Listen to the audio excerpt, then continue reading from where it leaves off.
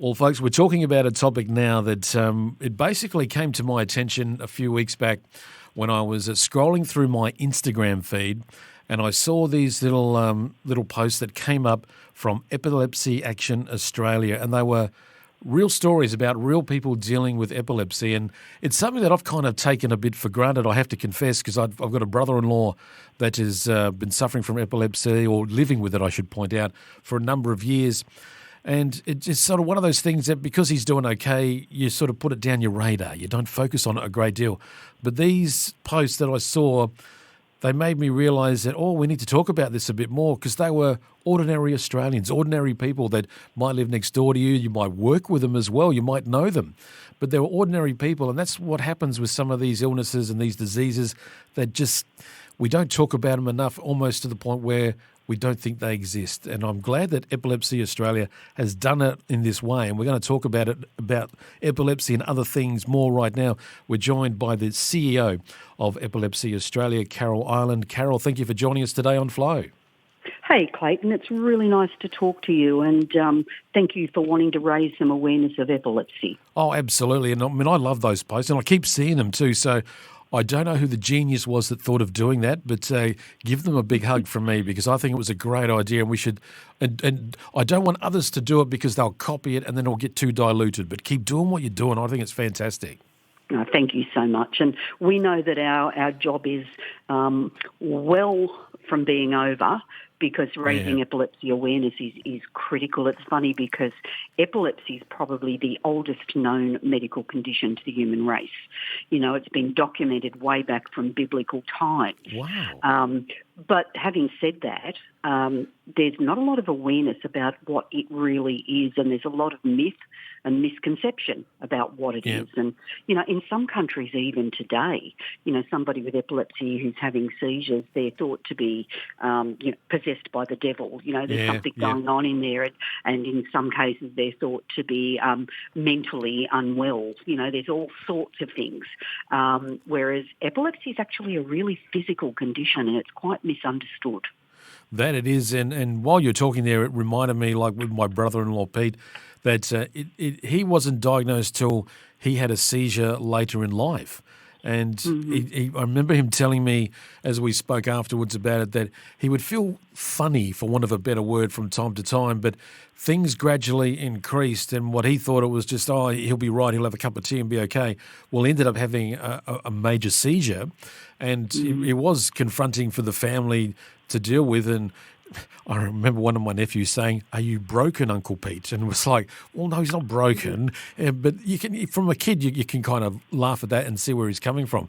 But it's something that when I talked to Pete about it, it came out of the blue for him. And so he's had to learn and live with it. Is this a common thing where it doesn't happen just to kids, that people as they age, that it happens to them and then they've got to start to live with it?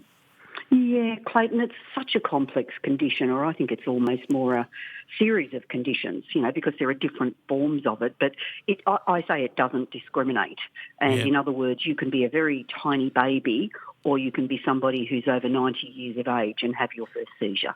And so right across the ages, it can hit at any time. Now, part of the complexity is the different causes. So, you know, it might be a genetic cause that someone has, you know, so it's very commonly then starts in childhood, and, you know, it's traced back, and they can see that there are those genetic links. It can be injury. And when I talk about injury, you know, I mean anything that sort of bumps your head. You know, we've had in history, we've known of people who've bumped their head in a car accident, and a couple of years later they develop epilepsy. There's quite a few sportsmen that have, you know, had contact sports, bumped their head, and epilepsy will eventually sort of come out there, or it might be a more significant, you know, head injury. But there's also what we call comorbidity. So epilepsy often starts with another condition, or is comorbid with another condition.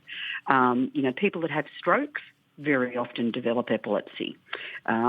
People that have, you know, some other neurological conditions, autism, children with autism often have epilepsy. So anything that can affect our brains can cause epilepsy at any stage in life. But you know what? For the majority of people, they never find out exactly what it is that causes the epilepsy. For some, we can work it out. For some, they will never know. So, in your brother-in-law's case there, it might be that there's just nothing. There's nothing genetic. There's no memory of a head injury or anything. No. And yet something goes on in that brain, what you were describing there with the funny feelings. Yeah. Before a major seizure. We have heard that from so many people, so many adults now say even, as a child, I had these funny feelings, but I didn't know they were different. Yeah. I just said, that's the way I am, but there were these funny things that later I realised were potentially sort of different kinds of seizures, because there's over 40 different types of seizures and syndromes. So they're not all that big convulsive one that you're talking about there. But when somebody does have what we call a tonic-clonic seizure, of course, and that's the one we see portrayed in the media sometimes, it's very obvious then somebody falls to the ground, they're convulsing, they've lost consciousness, they sometimes injure themselves, they hit their heads on the ground and things like that. So that's the tonic-clonic seizure, but as I said, over another 40 or so different types. I noticed on some movies and TV shows that you get the little warning about flashing lights and strobe effects. And from what I can understand, that's also another trigger for those that could potentially have epilepsy or going through it. It is, but it's a little misunderstood too, because there are probably 250,000 people in Australia with epilepsy. It's quite a large number of people, and it's only about 1% of them that have what we call photosensitive epilepsy, and that's what you're talking about there with the flashing lights. So yes, the warning is there. But most people with epilepsy won't necessarily have a trigger because of that. It won't trigger a seizure. But still, it's good that the warnings are there for those where it might impact. This thing we call seizure triggers, it's not the cause, but it's the things that if you have epilepsy might trigger an actual seizure. And they can be all sorts of things, from fatigue, alcohol, the flashing lights that we've just mentioned, range of different things that might trigger a seizure. So for those people with photosensitive epilepsy, they've really got to watch that flashing lights. If you'd like to know more about epilepsy, folks, there is the website, epilepsy.org.au, and straight at the top of the page is the National Epilepsy phone number you can call. It is a 1300 number, 1300 37 4537, and you can even book an appointment with an epilepsy nurse to find out more information about it, which I think is what we're trying to do for you right now to help out. You can even go to their shop. You can help them by making a donation or just inquire and get some more information like I've been doing and finding out more about Epilepsy Australia. That website is epilepsy.org.au. Now, Carol, I want to go back to something. You mentioned with sport, and we love our sport here at Flow, and you said that it's to do with the brain and the head. And my immediate thought was, could there be a link here to CTE? Tell me what we're meaning by CTE there. Well, that's the injury that some athletes have had through having multiple concussions, and that's led to... you cannot be diagnosed until they've passed away.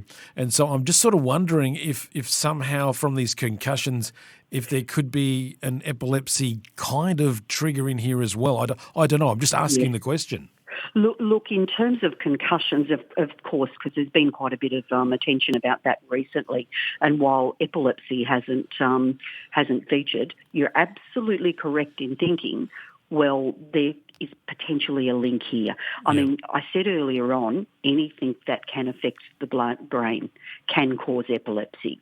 And, if you think about the contact sports and concussions, hitting our heads on the ground and on each other and all of that, it won't for every single occasion cause epilepsy, but it absolutely can. So any knock to the head can do that. And look, sometimes they can actually find through the various investigative processes, they can actually find what we call a little scar on the brain, a little mark, something there that indicates, this is what's causing the seizures. And in some cases, believe it or not, what they actually do to treat those seizures, if medication hasn't worked, they actually do brain surgery sometimes to remove that little part of the brain that has the scratch on it. So there's some fairly radical, treatments as well as medication. But, I think of people like Paul Wade. Paul Wade was the former Socceroos captain of Australia. Yep. Yeah, you know Wadey? Yep. Very successful at his soccer and then very, very successful at commentating.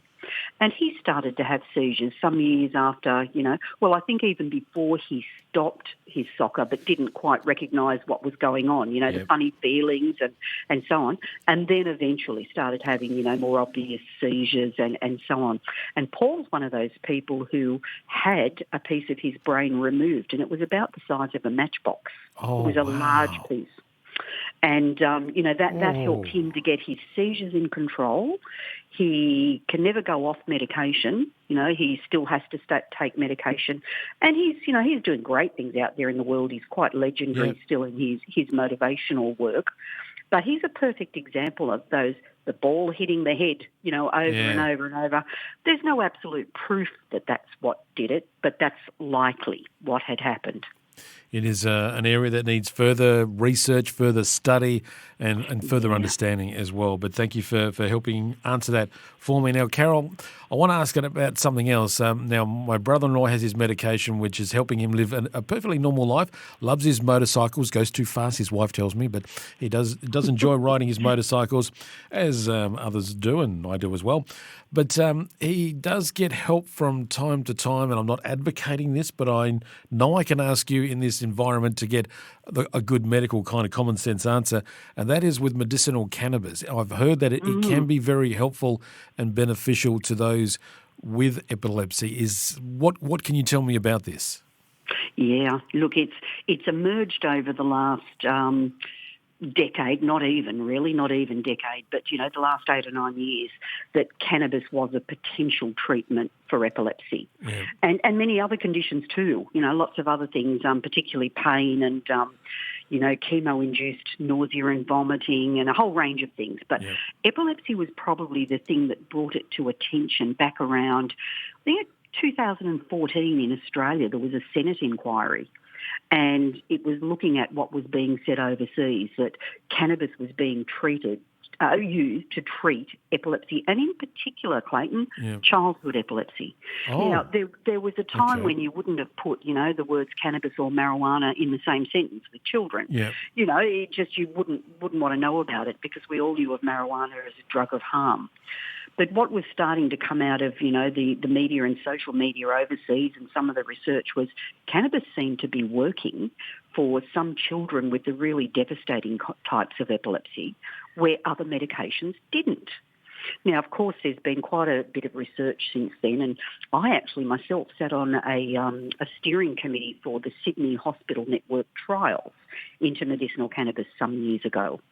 And of course, it was proven to be true that in some instances, cannabis will actually reduce the severity and the frequency of the seizures when other medications have failed. Now, that doesn't mean that every person with epilepsy will be assisted, and it's like every other medication. Some will work for this person and, then they'll have to try something different for that person, and now this one stopped working. So medication is not magic. We've always got to be balancing it, and sometimes medications need to be changed and sometimes they can't work with other medications. Cannabis is no different. But there is actual research evidence now that in some instances it does reduce the severity and the frequency of seizures. And we still don't know a lot. Cannabis as a medicine has really come to market in a very different way to most other medicines. If you think about most other medicines, they've actually been through, test tube and Petri dish investigations. Yep. Then they usually go to animal models, mice and rats and so on, before they ever get to a clinical trial with human beings. I think what happened with cannabis is that the consumer market, the public out there, some of whom who discovered this was working for them, actually created a movement. I almost call it the cannabis movement in Australia and before that in other countries.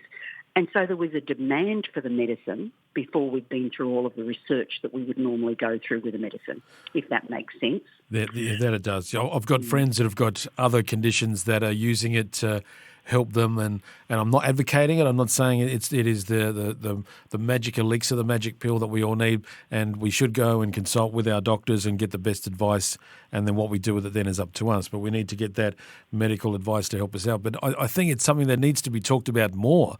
And because I've seen the result, I've seen it with my own eyes, the difference it's made in people to help them in just living with what they're going through. And I think if you can improve their quality of life, then, and this is something, and medicinal cannabis is one way of doing it, then we need to do the research, we need to do the studies, and we need to have the conversations and be open to it and not look at it as it being, well, it's a bad drug and it does this and it does that. We need to be a bit more adult about it, I feel. I think that's absolutely right, and I've become involved in this whole area for that very reason, Clayton. It's clear now, research has proven now, that we all have endocannabinoid systems in our bodies. Yeah. You know, the same as we have a lymphatic system and all the other systems we have an endocannabinoid system. And if we have an endocannabinoid deficiency in our bodies, what I mean by endocannabinoids, by the way, is that we produce them ourselves. Our bodies produce them. But if we have a problem with our endocannabinoid system, then it only makes sense that cannabinoid medicine might be what's the appropriate medicine to treat that.